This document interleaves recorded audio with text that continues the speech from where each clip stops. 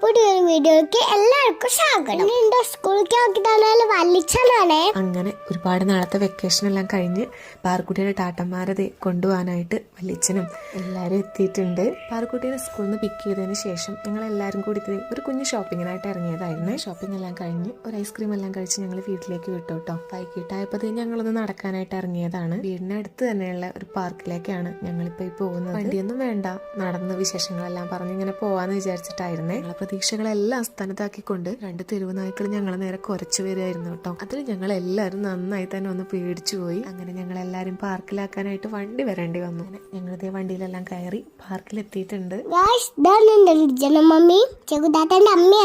ഒന്ന് ഉറങ്ങണീറ്റത്തിന്റെ ക്ഷീണാണ് കേട്ടോ പാറക്കുട്ടിക്ക്. പാർക്കിലെത്തി കുറച്ച് കഴിഞ്ഞപ്പോഴേക്കും അവള് റെഡി ആയിട്ടുണ്ടായിരുന്നേ.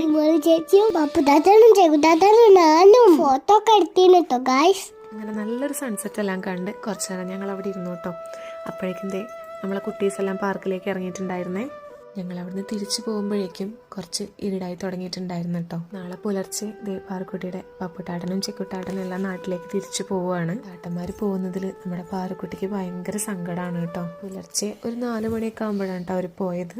ആ ടൈമിൽ പാറക്കുട്ടി നല്ല ഉറക്കത്തിലായിരുന്നേ. ഉറക്കത്തിലായതുകൊണ്ട് തന്നെ അവർ പോകുമ്പോൾ പാറക്കുട്ടി എത്ര പ്രശ്നമൊന്നും ഉണ്ടാക്കിയിട്ടുണ്ടായിരുന്നില്ല കേട്ടോ. ടാട്ടന്മാർക്കും നല്ല സങ്കടമാണ് കേട്ടോ ഇവിടുന്ന് പോകുന്നതിൽ.